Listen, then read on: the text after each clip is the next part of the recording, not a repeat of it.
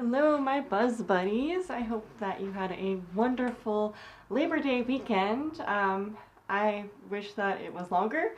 Today's practice is going to be very full of basics, all the basics. I'm going to be really thinking about my sound remaining full within all the ranges of my instrument as much as I can. I'm also going to be starting practice on triple tonguing, which is going to be its own video at some point. I'll include my triple tonguing practice in today's video, and then I'm going to make a separate video about that 3 weeks from now. I'll talk about that later. It's time to get started. I'm going to start with some Schlossberg, and I'll practice it a little bit on my own, and then I'll play it for you.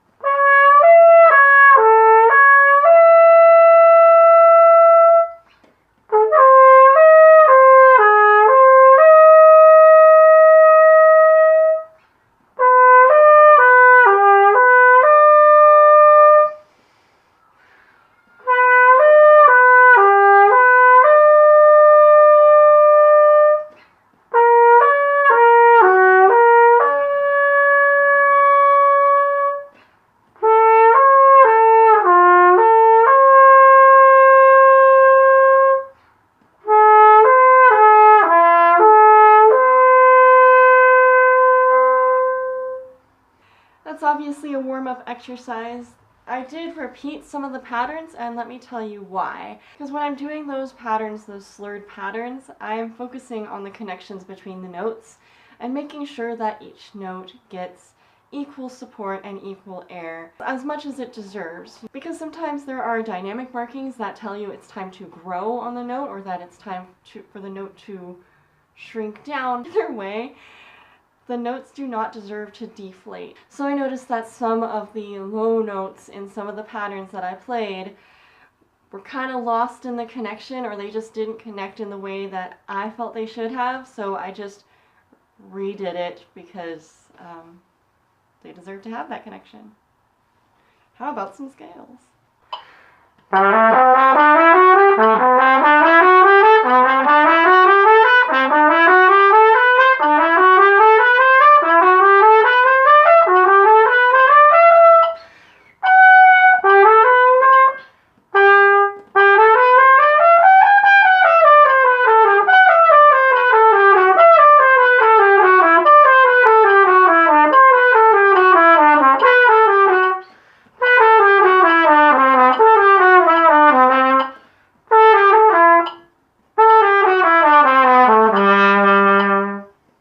talk about how I practiced that scale. First of all, I chose A major because it's kind of a hard scale for me. It's weird because it starts really low in the trumpet range. The next A is right in the middle of the trumpet range, or the, you know, middle of the middle, and then the next high A is like kind of high for me, at least to like comfortably just be like A. Like it's a little bit out of my comfort zone. So A major is a hard scale for that reason. Also, fingerings are strange. It doesn't have as many sharps as other keys, but for some reason that's harder because it's strange to go from like B to C to D instead of like, for example, E major has, you know, it has like C sharp, D sharp, E. So you have this one down the whole time. With A major you don't. So that's just tricky in the fingerings for me. I practiced this for 5 solid minutes, just quarter note equals 60, and I didn't practice it all at once. I broke it down by the second group of 16th notes, followed by the leaping note after. For example, the first measure, you have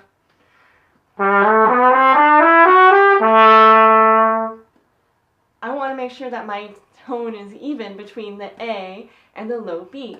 So what I practiced actually was just the second beat and the first note of the third beat.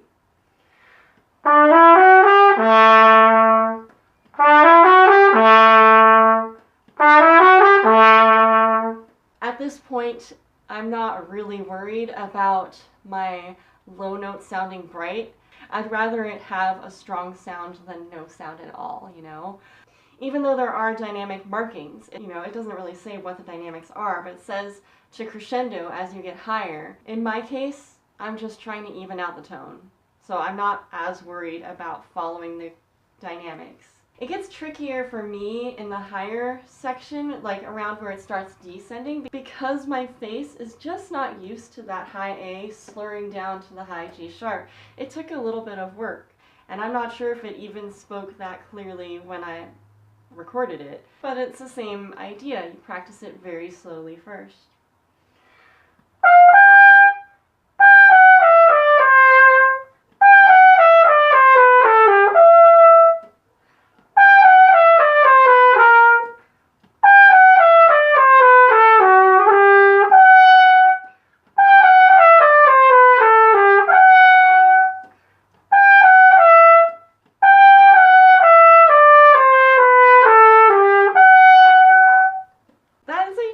Tricky leap, and it's hard to do when you've just been playing for like X amount of seconds straight going up. Absolutely not trying to make excuses for it being hard, because I'm doing this so that I get better at doing the hard things. This is just something to keep in mind if you're practicing these things and they seem really hard. It's because it is. I'm going to be starting work on a video on triple tonguing progress. Today, you're just going to see the first day of progress on my triple tonguing. I will not show you my progress every single video. Maybe I will. I don't know. We'll see. Anyway, here's triple tonguing.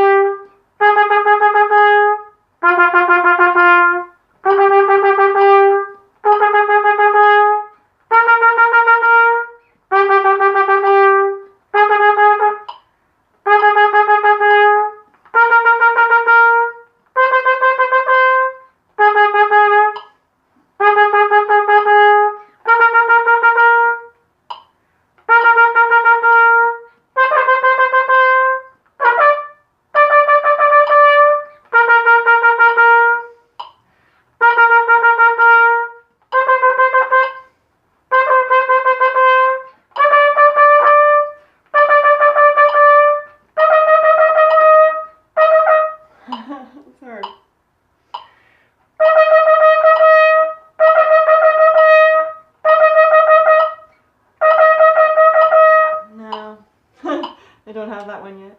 So that's going to be an interesting adventure.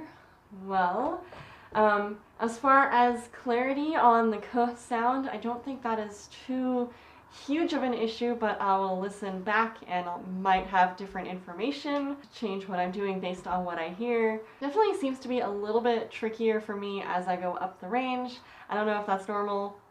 We'll see. That might be an area of focus for me.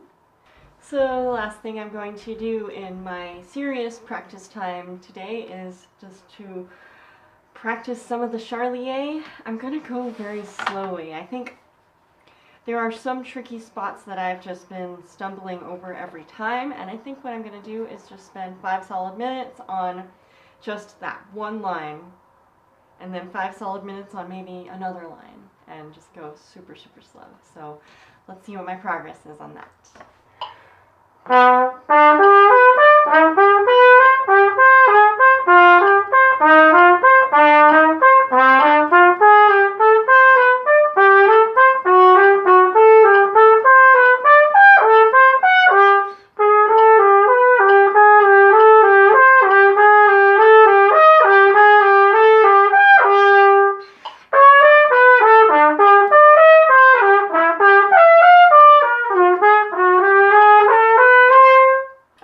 Practice the last 4 measures, so that's actually really not an excuse because I've practiced it a lot before, but just so you know, the place where I made all mistakes was the part that I didn't practice today. Now I'm gonna try another section.